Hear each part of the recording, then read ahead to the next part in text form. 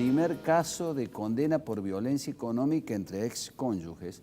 Está el doctor Milton Naranjo, el abogado patrocinante, que ha obtenido una resolución verdaderamente importante que ha generado un antes y un después. ¿Qué tal, doctor? ¿Cómo le va? Buenas noches. Jorge, ¿qué tal? Bien, bueno, ¿cómo es la historia de esta señora que comenzó con su drama en 2002? Exacto. O sea, pasaron casi 2 décadas. En el año 2002, en el año 2001, perdón, esta señora se separa de Tomaselli, quien es el dueño de Bicicletas Tomaselli, y comienza ahí un derrotero de historias de defraudaciones. ¿Cómo comenzó? En un primer momento ellos estaban de acuerdo en hacer la división de bienes de común acuerdo, como normalmente pasaba, no había ningún problema entre ellos a nivel pareja o expareja, pero ella sufre luego, en el año 2005, un aneurisma cerebral, por lo cual queda en cama, le ponen una placa de titanio en la cabeza y queda convaleciente casi al borde de la muerte. Tomaselli, aprovechando esta situación, ya venía pergeñando la idea de desbaratar de todos sus derechos, de todos los bienes conyugales. Los bienes conyugales, para que la gente entienda, son los bienes que se adquieren dentro del matrimonio, durante el matrimonio, y en definitiva son los que después de disuelto el vínculo le correspondería 50 y 50% a cada uno. Eso que usted refiere, ¿no había sucedido antes del problema de salud del aneurisma? Claro, antes del problema de salud, Tomaselli le comunica, obviamente ya preparando la estafa que después consuma, que los bienes de la sociedad conyugal estaban en riesgo por distintos acreedores y la convence con ardid, con mentiras, a suscribir un acta societaria, un acta constitutiva de una sociedad que se llamó la DAINA, Sociedad Anónima, por la cual ella entregaba el 50% de todos los bienes y se quedaba a cambio con un 3% de las acciones. Él, a su vez, era el accionista mayoritario con el 97% y se hizo otorgar un poder general amplio de disposición y administración para poder transferir. Yo me imagino que habiendo firmado esta mujer eso, usted dice que bajo un ardid y ahora la justicia les ha dado la razón, fue difícil después conseguir las pruebas y demostrar que esta mujer hizo ese acuerdo engañada, ¿no? Exactamente, fue complicado la investigación. Cuando comienza, nosotros logramos secuestrar varios CPU del señor Tomaselli, dentro de los cuales, en la extracción que hace la Policía Judicial, estaban todos los documentos por los cuales él fue preparando desde el año 2003 todo este ardid y engaño, distintos documentos de cesión de acciones, de constitución de sociedades, mails intercambiados con distintos abogados, mails intercambiados también con quien es hoy actualmente su pareja, por lo cual él fue preparando toda esta maniobra desde el año 2002. En el año 2003 consuma la constitución de la sociedad, transfieren todos esos bienes y en el año 2005 constituyen otra sociedad, su pareja, su primo, que es también dueño de Bicicletas Tomaselli, y otro cuñado más, constituyen otra sociedad anónima, también fantasma, como recién refirió el señor fiscal, y transfieren nuevamente todos esos bienes, ya vaciando la sociedad conyugal y dejándola sin absolutamente nada. ¿Cómo toma conocimiento la señora Ana María Pedrotti de esto? Él, luego que transfiere todos los bienes a la segunda sociedad, él le notifica la demanda de divorcio y comunica que no hay más bienes que el ajuar de la casa, es decir, que los bienes muebles de la casa. Ella recién ahí en el año 2005, desde el año 2002 al año 2005, ella no tuvo conocimiento absolutamente de nada. Se da cuenta recién lo advierten en el año 2005, cuando le notifican la demanda, le tiran por debajo de la puerta la cédula y ahí cuando lee y nos convoca a nosotros en nuestro estudio para ver qué era lo que había sucedido, porque ni siquiera ella entendía y estaba recién salida de esa operación quirúrgica que le afectó notablemente su salud. ¿Y a partir de ahí qué, doctor?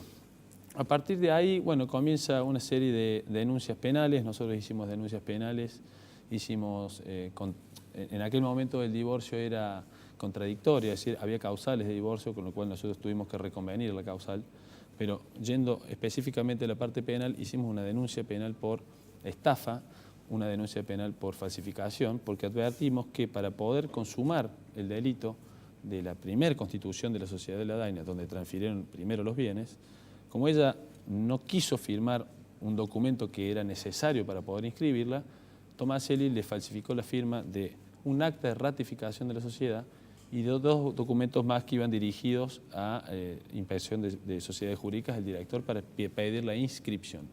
Junto con esos 3 documentos, él perfecciona y logra la inscripción registral de esa sociedad y transfiere todos los bienes. Es decir, él, utilizando la falsificación y fraguando su firma, logra transferir todos los bienes, inscribir la sociedad y transferir todos los bienes luego para esa sociedad, para después luego transferirla Doctor, hacia la otra. ¿y este fallo qué les permite a ustedes? Este fallo nos permite, en principio, bueno, una condena penal, que era lo que en principio se procuraba. Después, si quiere, vamos a hablar de esta condena penal, qué efecto tiene Dígame ahora, ¿qué efecto tiene esa condena? ¿Qué efecto tiene en la parte civil? En la parte civil tiene el efecto de que nosotros no podíamos avanzar en el juicio civil. En el juicio civil nosotros iniciamos 2 demandas, una de daños y perjuicios y una de simulación, fraude y nulidad.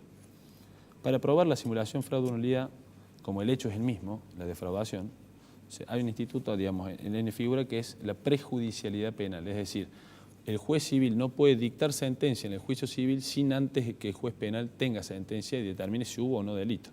En este caso, como determinó que hubo delito, porque Tomaselli reconoció los 3 hechos, lisa y llanamente, de que quiso engañar al juez. ¿Reconoció? Lo reconoció. A los 3 hechos que se le imputaban, que eran 2 estafas, falsificación. ¿Por qué lo reconoció? ¿No le quedaba otro camino? ¿Hubo un acuerdo? No le quedó otro camino, le quedaban distintos caminos. Él priorizó su libertad por encima de... Porque si no lo hubiera admitido, corría el riesgo de una condena Si no mayor. lo hubiese admitido, hubiese corrido el riesgo de una condena mayor. Entonces él, a través de lo que se llama el juicio abreviado, pactó, entre comillas, en el buen sentido de la palabra, una pena menor para poder quedar en libertad, pero reconociendo todos y cada uno de los hechos que se le imputaban. Esa fue su, si quiere llamarlo de alguna manera, su negociación para estar en libertad hoy. Está condenado, pero sigue en libertad. ¿Qué impacto tiene eso en la justicia civil? Tiene el impacto de que hoy el juez civil no puede contradecir la existencia del hecho. Es decir, ¿hubo fraude? Sí, ya lo hubo. Ya no hay ninguna duda de que hubo fraude, de que defraudó y de que se han anulado esas 2 constituciones de sociedades. Un efecto que tiene es la anulación de esas 2 sociedades y de los actos consecutivos que hayan hecho estas 2 sociedades.